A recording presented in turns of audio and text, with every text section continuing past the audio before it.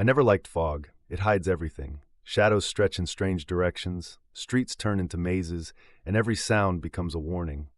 Every breath tastes damp, every footstep echoes like it belongs to someone else. I've walked thousands of streets in my life as a detective, but the fog makes them unfamiliar, alien, dangerous. That night, it felt like the city itself was holding its breath.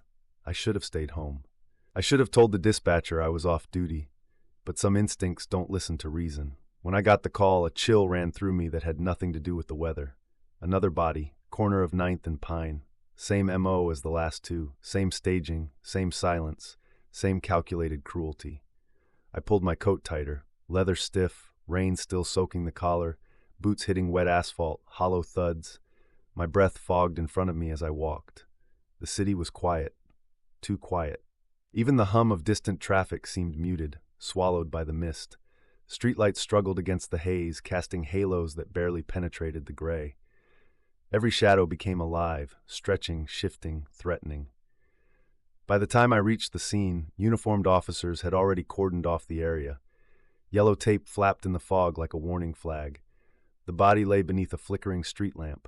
Male, mid-30s, hands folded neatly over his chest, no defensive wounds. No sign of struggle, just posed, as if death itself had been arranged for some perverse audience. I knelt beside him, inhaling the damp, metallic scent mingling with rain. Iron, faint but unmistakable, blood, and underneath that, the cold, wet asphalt, the faint smell of exhaust, wet paper, and something else, something I couldn't name at first. The air was thick, oppressive, alive. "Detective Cole," Officer Ramirez said, her voice almost swallowed by the fog. "It's the same." Another staged victim. I didn't answer immediately. I let my eyes scan the scene. Footprints that led nowhere, scuff marks barely visible, subtle abrasions on the curb, tiny details, almost invisible. Clues. And yet the killer had vanished as effortlessly as smoke curling from a chimney. The first victim, a businessman, mid-40s, corner office, no enemies, no threats. The second, a schoolteacher, quiet life, universally liked. This man too ordinary to attract attention, too anonymous to justify death. And yet, here he was, folded neatly beneath the street lamp, part of a sequence I couldn't yet understand. I stood, fog swirling around my coat like fingers, my boots wet and heavy. Footsteps echoed somewhere, distant, not mine. My mind raced, retracing past cases, searching for patterns, anything that would tell me why this killer picked these people, these streets, this city. Back at the precinct, the office smelled of stale coffee and buzzing fluorescent lights. I spread photographs across the table, bodies, positions, fog-enshrouded streets. Each scene whispered the same question. Why these people? Why these streets? Why tonight? I began mapping the locations. Subtle patterns emerged, barely perceptible. Each victim had walked a path that intersected with a place of past indiscretions, forgotten encounters, or minor crimes overlooked by the system. It was precise, methodical, deliberate, not random.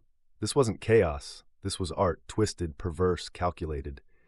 Days passed in fog and sleepless nights. I walked the streets, retracing victims' steps, listening to distant sirens, the splash of tires on wet asphalt, the echo of my own heartbeat.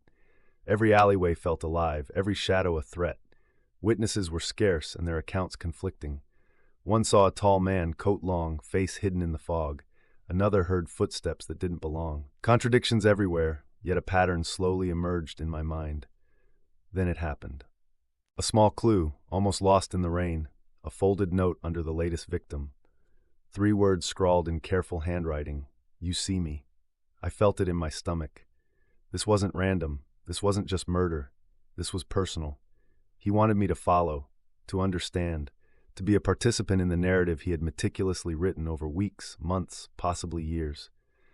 I traced his movements backward, street by street, alley by alley. Old warehouses, abandoned factories, forgotten corners of the city. The kind of places that time had ignored, that people passed without notice.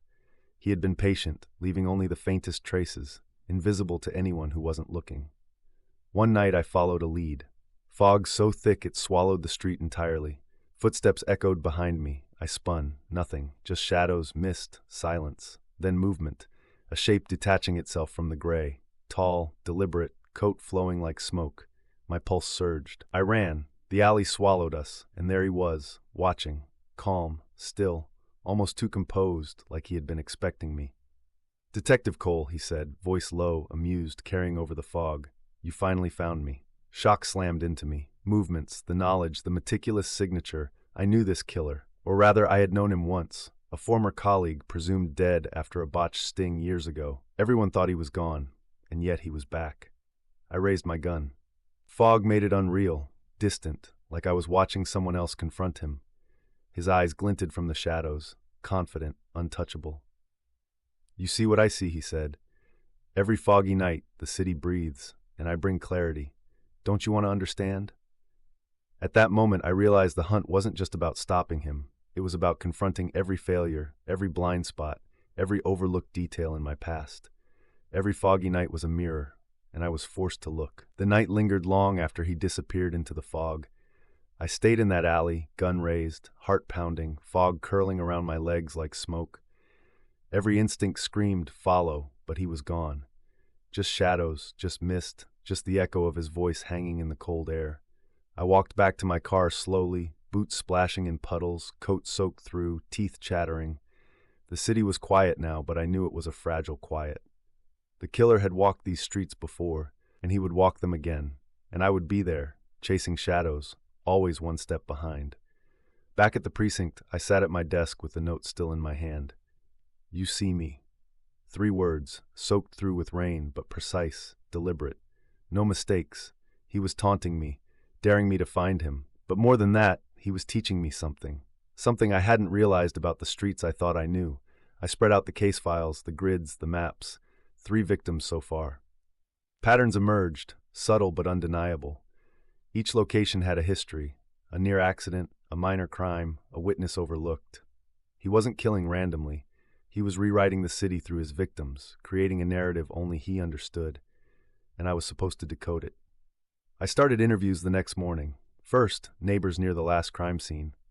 Most remembered nothing. The fog erased everything for them. But one man, an older resident, mentioned seeing a tall figure moving silently through the mist at odd hours, coat trailing, face hidden. Another witness said they heard footsteps, slow and deliberate, stopping as though listening to the city breathe. I noted it all. Every detail mattered. I began reviewing old case files, looking for connections, coincidences. At first there were none, but the more I dug, the more I saw patterns repeating, echoing like a rhythm only someone attuned could hear. The victims weren't random.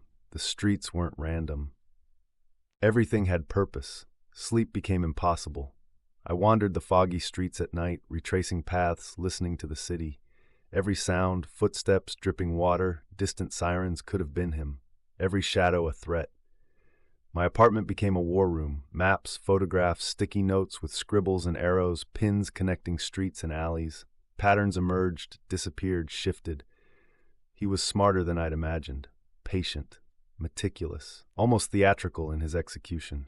Weeks passed, foggy nights, new victims, same staging, each death precise, almost ritualistic. And then, a breakthrough. I noticed a recurring symbol in the way he posed his victims. Hands crossed, a certain angle to the body, head turned slightly to the side. Small, almost invisible, but unmistakable once you saw it. A signature. I traced it back. It led me to the outskirts of the city, abandoned warehouses, factories long forgotten, places the city ignored, places he had been using to observe, to plan, to wait. Then came the break I wasn't expecting. A security camera from a grocery store 2 blocks away from the last scene captured something, a shadow moving unnaturally fast, stopping, turning, waiting. The resolution was poor, but the figure matched descriptions. Tall, coat trailing, deliberate steps. He was watching me, watching the city, watching every pattern I tried to decipher. I took a closer look at old colleagues, friends, anyone who might have vanished quietly over the years. Then it hit me. One name surfaced. One face I had seen and thought lost forever, Marcus Delaney. Former detective, presumed dead after a failed undercover operation 5 years ago. Everyone had mourned him. Everyone had written him off. But he wasn't gone. He had been hiding, planning, perfecting, and now he was back, orchestrating death like a conductor leading a symphony. The realization made me sick to my stomach. The man I trusted once, the partner I shared a badge with, was now a predator in my city. And I had unknowingly walked past him countless times, oblivious. I knew I had to confront him, but the question gnawed at me. Did I want to catch him, or did I want to understand him? There was a part of me buried deep that feared the answer. I spent nights staking out the next likely locations. Fog rolled in like a blanket, and every alley, every street corner, every flickering streetlight became a stage. He was meticulous, patient, and always one step ahead. I tracked patterns in pedestrian traffic, in street lamps, in the rhythm of fog. He seemed to anticipate me, to toy with me. Every move I made he accounted for. Then, finally, a moment of clarity.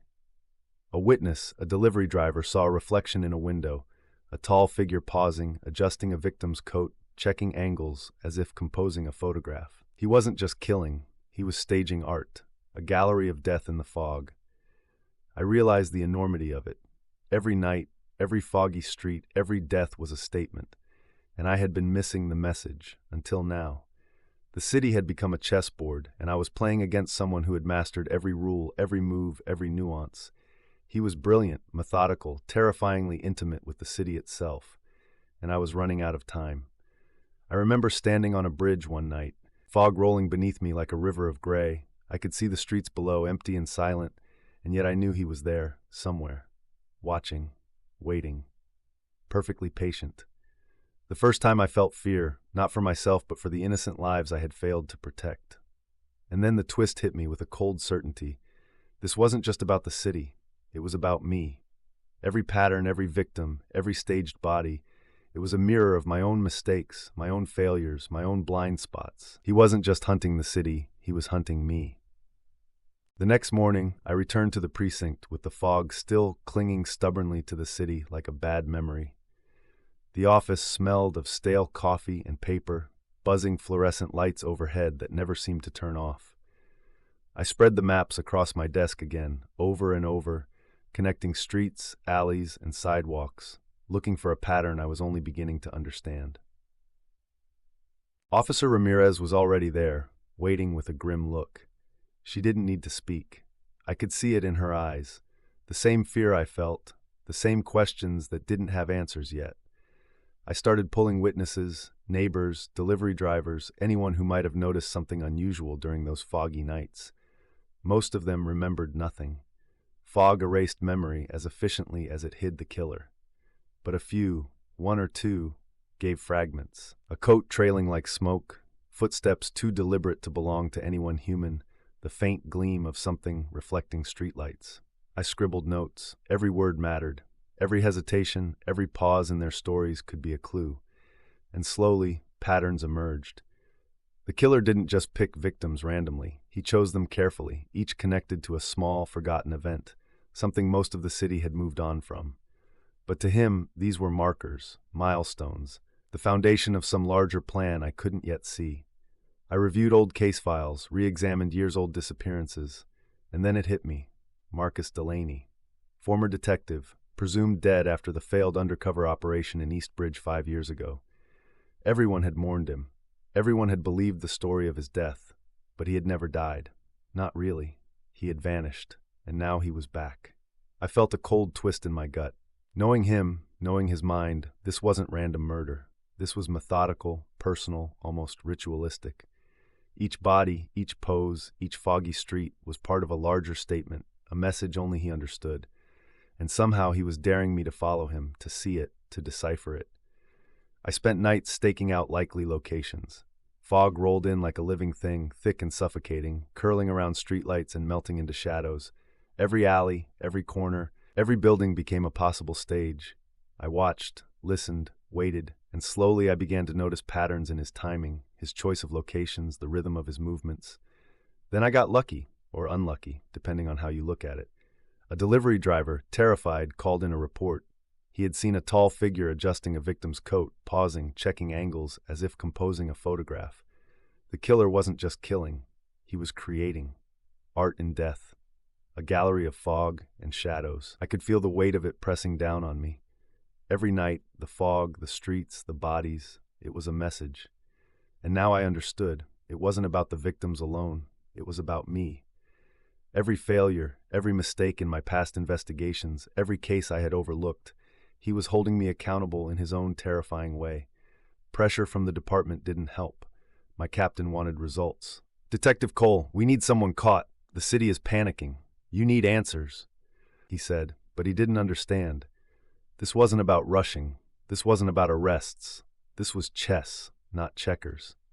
And I was playing against someone who knew my mind, who had once walked the precinct hallways as my colleague, as my partner. I revisited old crime scenes alone, walking the streets the killer had chosen. The fog made every street unfamiliar, alive. Every streetlight flicker, every dripping gutter, every distant siren became part of the symphony he had composed. I began noticing things I hadn't before. The way the fog pooled in certain alleys, how shadows elongated in ways that suggested he had studied the environment, practiced the timing of his murders, anticipated my every move. And then the first real confrontation occurred. A witness, a night shift security guard, reported seeing someone moving along the rooftops, silently observing. I followed his account, climbing narrow fire escapes, listening to the city breathe beneath me. Fog wrapped around me like a shroud. And there, on the edge of the roof, I saw the silhouette of a tall man, coat trailing behind him, unmoving, waiting.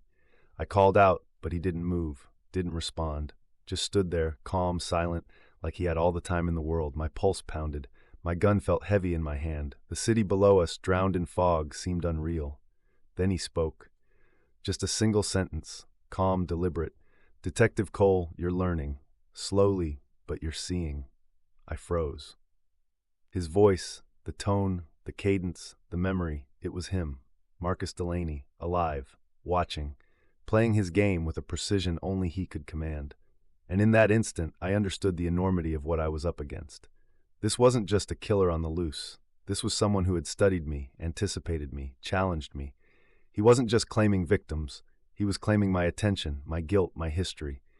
Every foggy street, every staged body, every small, deliberate detail was a message directed at me and me alone. I left the rooftop that night knowing two things. I was far from catching him, and yet, for the first time, I felt a thread of understanding. He wanted me to see. He wanted me to follow. He wanted me to fail, and perhaps, in some twisted way, succeed at comprehending his world. The fog didn't lift that night. It pressed against my window, curling in through the cracked edges, damp and cold, carrying with it the weight of the city and the ghosts of the victims. I sat at my desk, staring at the maps, the photos, the scribbled notes. The city had become a grid of death, each street a vector, each alley a path he had walked.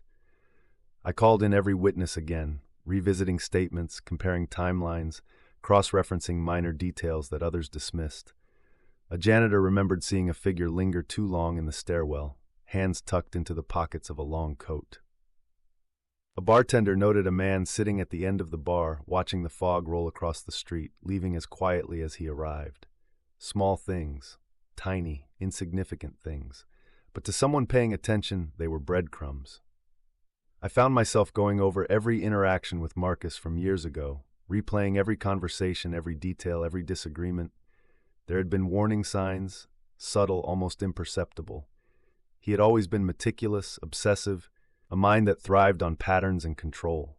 Now I realized he had honed that mind to a razor-sharp edge, and he had spent years planning, waiting for the right time to emerge from the shadows. I spent the next few nights in the field, alone, walking streets he had claimed before, retracing steps, listening. The fog was my ally and my enemy. It hid him, but it also gave me insight.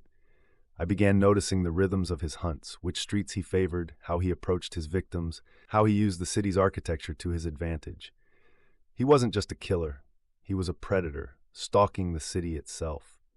One night, I found a clue he hadn't intended me to see. A discarded glove, soaked through, half buried in the puddles near a street lamp. It was subtle, too subtle for anyone else to notice. The leather was cracked, worn, but the inside had faint fingerprints. I bagged it, careful not to disturb the pattern. The lab could lift them. And even if it didn't directly identify him, it was proof he had been there, close, personal, intimate with his environment. I began to notice another layer to his work, misdirection. Each scene, each victim, each foggy street seemed designed to confuse, to lead me down false paths. He wanted me chasing ghosts. He wanted to test me. Every time I thought I understood, a new layer emerged, more complex, more precise. The department pressure intensified. My captain didn't understand the patience required, the attention to detail. Cole, people are scared. We need results. We need someone caught. Stop theorizing and start acting, he said. But he couldn't see what I saw. He couldn't follow the rhythms of fog, the subtle signals, the choreography of a killer's mind. Interviews became more than fact-finding. They became psychological exercises. I questioned neighbors, coworkers, anyone who had encountered the victims or possibly the killer. Most saw nothing. Some saw fragments, shapes in the fog, figures moving unnaturally, footsteps that didn't belong. And in those fragments I began to see patterns. Not just physical patterns, but psychological ones. He was meticulous, obsessive, methodical. Every action had intention, every step was measured. Then came the first real breakthrough. A witness, terrified, described a figure not just walking but observing, analyzing, moving as if choreographed. He adjusted clothing, positioned hands, checked angles, as though he were setting a scene. And then the realization hit me like a punch to the chest. This wasn't random. He wasn't just killing. He was staging. Art and death. Each scene a message, each victim a character, each street a page in a story only he understood. I revisited the first two victims, now seeing them not as isolated deaths, but as chapters in his work. Their positions, the angles, the details, it was all part of a larger narrative. And then I understood the cruel genius. He was drawing me into it. He wanted me to see, to analyze, to understand. And in that understanding lay the danger. One night, standing on the edge of a fog-filled street, I realized the truth. He wasn't just targeting random people. He was targeting patterns. And he had chosen me as the ultimate observer. Every decision I had made, every misstep, every oversight, it was all part of his test. I wasn't just tracking him, I was being tracked. The psychological weight became almost unbearable. Sleep eluded me. Food became secondary. I spent nights walking streets alone, retracing paths, listening to the city breathe, feeling the fog press against me, tangible, almost sentient. Every shadow could be him. Every echo could be his voice. And I began noticing the smallest anomalies, footsteps out of rhythm, shadows that didn't belong, reflections in windows that vanished when I turned. Then the first deliberate communication came, a note left on a park bench, soaked but carefully folded. "You are close, but do you see me?" I felt the chill in my chest. He wasn't just leaving victims, he was leaving breadcrumbs for me.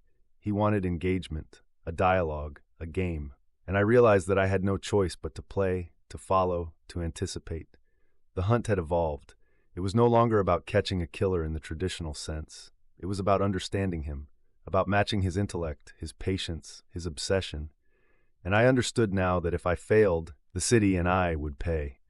The fog thickened as if it were sentient, pressing against the city, curling through alleyways, seeping under doorways. Nights had become endless, a blur of wet streets, distant sirens, and the constant sense that I was being watched. Every movement, every footstep could be him. Every shadow might conceal Marcus Delaney. I started following the breadcrumbs more aggressively. The notes, small clues, subtle arrangements left near crime scenes, all pointed toward a kind of dialogue. He wasn't just leaving victims. He was communicating with me. Each placement, each word, each small hint forced me to anticipate his thought process, to step into his mind without losing my own. At the precinct, the tension was palpable. Officers whispered behind doors. Some were frightened, others frustrated, but no one truly understood the depth of the hunt. I could feel the pressure from above, captains, department heads, politicians, everyone demanding action, arrests, certainty. But certainty had fled. This wasn't about brute force or typical police work. It was a chess match, and I wasn't certain I knew the rules. I revisited the previous victims once again. Photographs spread across my table, each scene meticulous, deliberate, hands folded, clothing adjusted, bodies angled in ways that suggested more than just murder. There was artistry here, morbid and precise. And then I saw it, subtle, almost imperceptible marks on the pavement around the bodies, consistent footprints, faint scuff patterns, evidence that hadn't been considered before. I returned to the last known scene alone, retracing steps under the cloak of fog. My breath came out in thick clouds, boots echoing in the quiet streets. The city felt abandoned, but I knew better. Marcus was somewhere nearby, observing, calculating. I felt it in every hair on my arms, every nerve taut with anticipation. Then came the first near encounter. I spotted movement ahead. A figure, tall, coat flowing like liquid darkness, hands tucked into pockets. He paused, turned slightly, as if acknowledging my presence without directly confronting me. My pulse skyrocketed.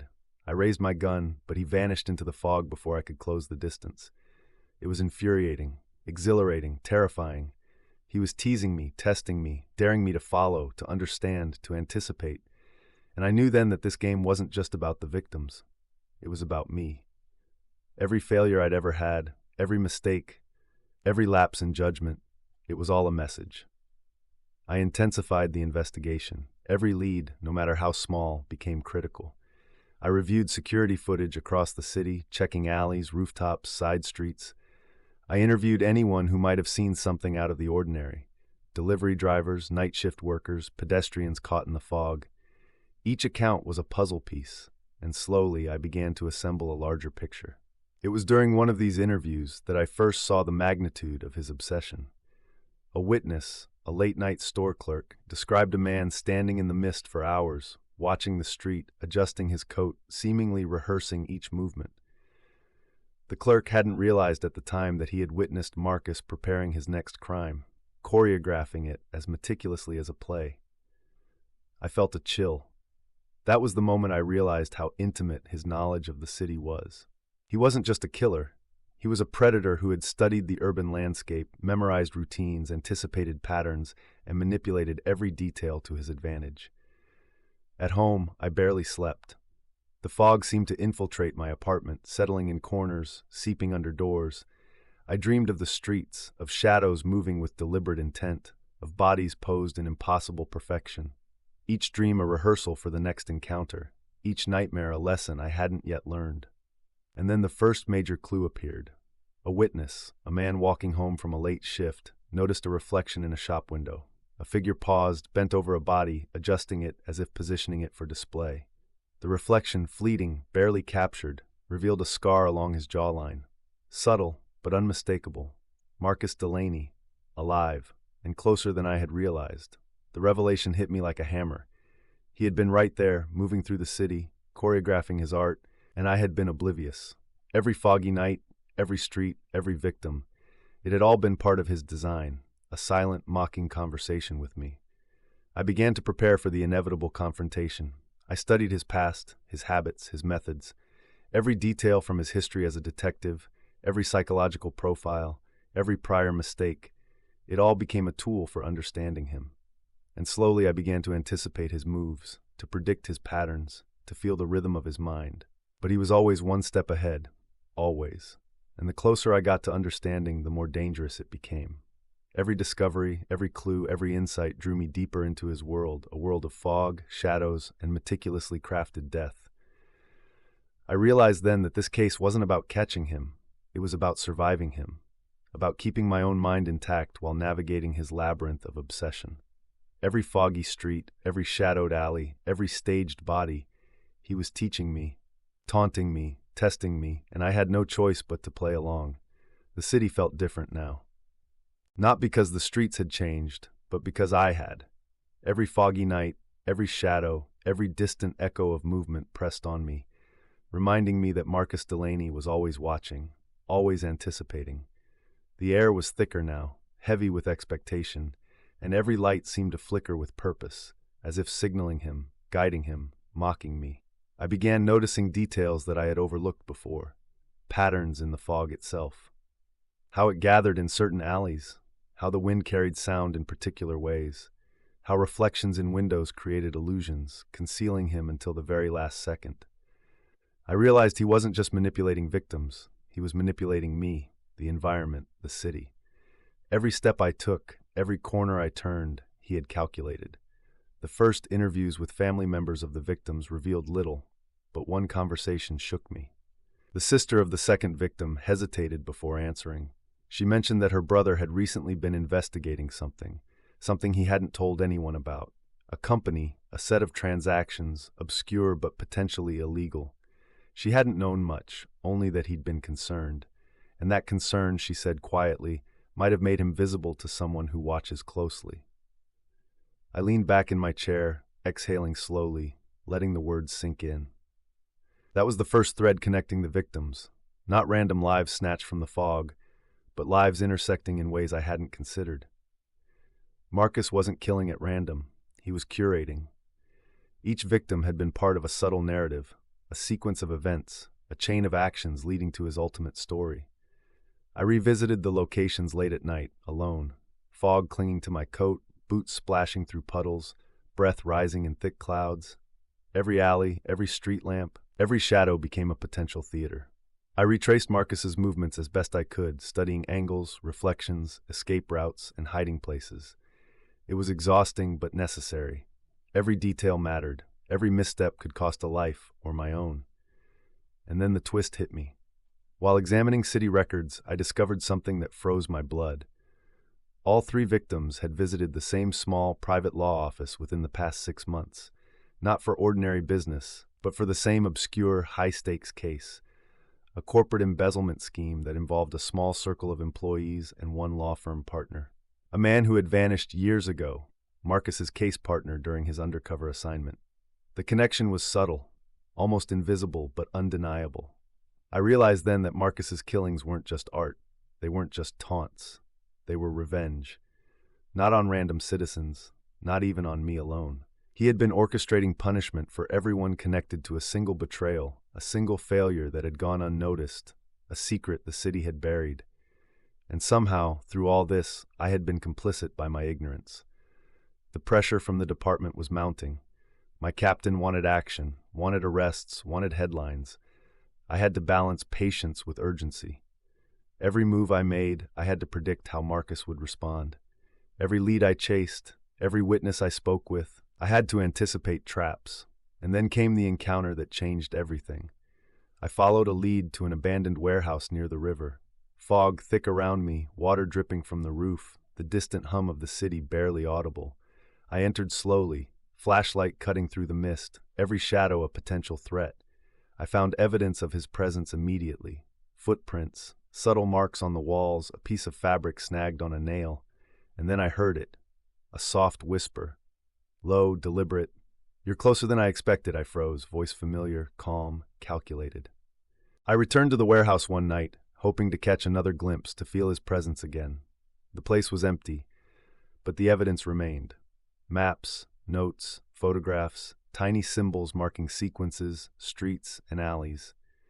I touched the edges of photographs, running my fingers over details, feeling the texture of paper, the imprint of ink, the subtle intention behind every mark. And then the confrontation happened. Unexpected, sudden. I heard footsteps behind me, slow, deliberate. I spun, gun raised, heart hammering, fog swirling around us. Marcus was there, closer than ever, coat dripping, eyes glinting with that unnerving calm. "You're learning," he said softly, almost kindly, "but not fast enough." I realized then that he wanted more than survival. He wanted engagement. He wanted a partner in this dance, someone to witness, to understand, perhaps even to appreciate the structure, the narrative of his work. I didn't know if I should feel disgust, fear, or fascination. Maybe all 3. We circled each other, careful, deliberate, words measured, observations noted. He revealed small details, almost innocuous but loaded with significance. Minor connections between victims, seemingly irrelevant incidents, small betrayals, overlooked clues. And with each revelation, I felt the psychological noose tighten. He had anticipated my every move, accounted for my methods, predicted my thinking. And then the twist, a note he hadn't intended me to see. Tucked into a crevice of the warehouse wall, a folded photograph of one of my own investigations years ago. A case I had mishandled, a mistake I had buried, thought forgotten. He had remembered. He had been waiting for me to stumble, to see, to understand. And now he was showing me. Every victim, every scene, every foggy street, it was connected to me, directly or indirectly. I staggered back, a cold wave of realization crashing over me. This wasn't just a hunt, this was personal. Every move, every choice, every failure of mine had been cataloged, analyzed, mirrored back in his choreography. I was the final piece, the ultimate observer, and perhaps, in his mind, the final lesson. And in that moment I understood the terrifying clarity of his design. He wasn't just killing the guilty. He wasn't just punishing the city. He was punishing me for everything I had overlooked, for every misstep, for every moral compromise, and he wanted me to see it all, to understand, to feel the weight of it. The nights were heavier now. Fog so thick it swallowed the city, dampening sound, hiding shadows, and yet revealing truths if you knew how to look. I walked the streets alone, coat heavy, boots splashing in puddles, breath visible in the chill. Every echo, every glint of light, every movement of the fog was a potential signal. He was near, I could feel it. I returned to the riverbank, retracing the path from the last victim, hoping to predict his next move. I set small traps, left myself positioned at angles that gave me a view of the alleys, the streets, the abandoned lots he favored. Hours passed. My mind raced, heart pounded. Then I saw him, or thought I did, a shadow moving, deliberate, slow. He paused at a streetlight, then vanished into fog. I followed instinct more than logic. Every lesson I had learned over the weeks, every observation, every tiny clue guided me, and then suddenly the warehouse. The one he had used before, now a stage set for the ultimate act. Inside, the fog seemed almost physical, curling and thick. He was there waiting, coat wet, face partially hidden by shadow, eyes glinting with calm precision. I raised my gun and he raised his hands, not in surrender, but as if in acknowledgement. "You've come," he said softly. "I wondered if you would." I didn't respond. Words weren't enough. Every instinct told me to act, but I was paralyzed by understanding. He had created this moment for me, for us. Every victim, every foggy street, every note, every small message had led here. "I wanted you to see," he continued, voice almost gentle, "to understand what the city hides, what people overlook, and what mistakes are never forgotten." I stepped closer, scanning every inch of the room, every potential threat, every movement.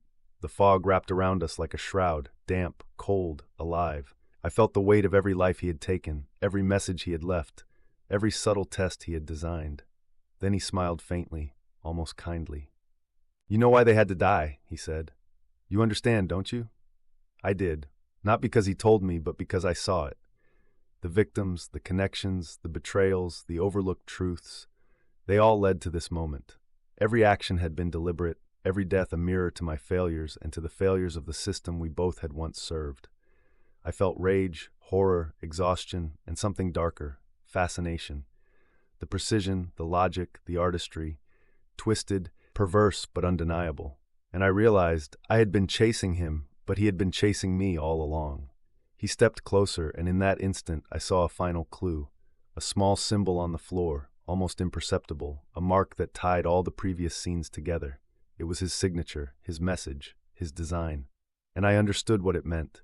This was the culmination of years of planning, a narrative only he could complete, and I was the final observer, the final participant. The confrontation didn't need bullets or struggle. It was psychological, a battle of comprehension, anticipation, and moral reckoning. I spoke first. "Why? Why me? Why like this?" He tilted his head, eyes calm, unwavering. "Because you're the one who understands. Not everyone can see, not everyone can follow, but you've been paying attention. You notice what others ignore, and now you're ready." I understood then that catching him wouldn't be simple. It wasn't just a matter of physical confrontation. It was about anticipating his mind, seeing through his designs, understanding the narrative he had spent years constructing. And I also realized something else. Some truths were meant to remain partially hidden. Some justice could never be complete. The fog began to lift outside, faint light creeping through cracks in the warehouse walls. Marcus turned, disappearing into shadow, leaving behind only the evidence, the message, and the weight of the story. I remained, breathing heavily, staring at the remnants of his plan. And in that silence, I understood the truth that would haunt me forever. The city would never be the same. I would never be the same. And sometimes the answers we seek are only partial glimpses of a larger, incomprehensible design. I left the warehouse that morning, fog retreating, streets damp and cold. The city resumed its rhythm, unaware of the narrative that had unfolded in its alleys and streets. And I walked with a knowledge I could never share fully, a lesson written in shadows, fog, and the deliberate hands of a man who had been my partner, my colleague, my mirror. And as I stepped into the streets, I whispered to myself, knowing he could be anywhere. I never liked fog, never trusted it, but now I see him, I see it all, and I'll be ready, if he returns. The fog had lifted, but the story wasn't over. And in the quiet, I felt its weight, pressing on me, shaping me, reminding me that some hunts never truly end. The days after the warehouse encounter were the hardest. The fog had lifted, but the tension remained, invisible, pressing on my chest. I walked the city streets in daylight now, but the shadows seemed deeper, the angles sharper. I couldn't escape the knowledge that he had been there, everywhere, watching, planning, waiting. I reviewed every piece of evidence again. Photographs, notes, maps, victim histories.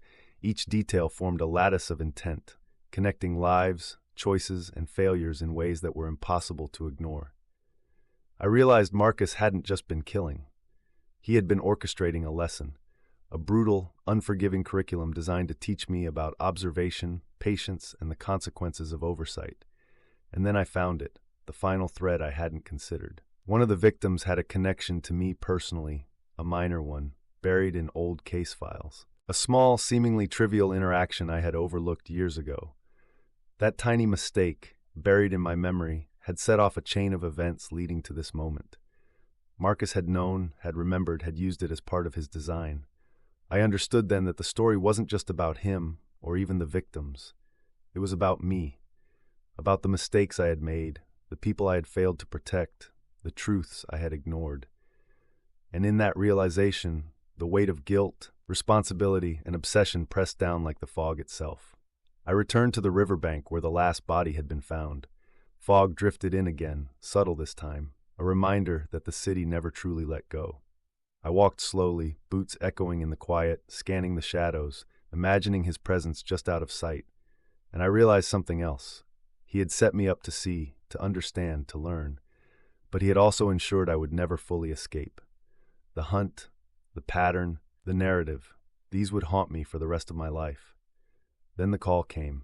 Another lead, distant, almost insignificant. But when I traced it, it led me to a derelict warehouse on the outskirts of the city. The kind of place where time slowed, and the fog seemed to settle thick and final.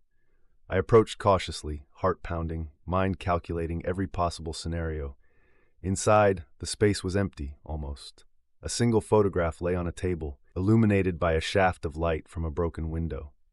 It was an image of all the victims, arranged in a sequence I hadn't noticed before. Each one connected not just by circumstance, but by the subtle thread of my own involvement. My mistakes, my oversight, my failure to act, etched into the narrative like an invisible signature.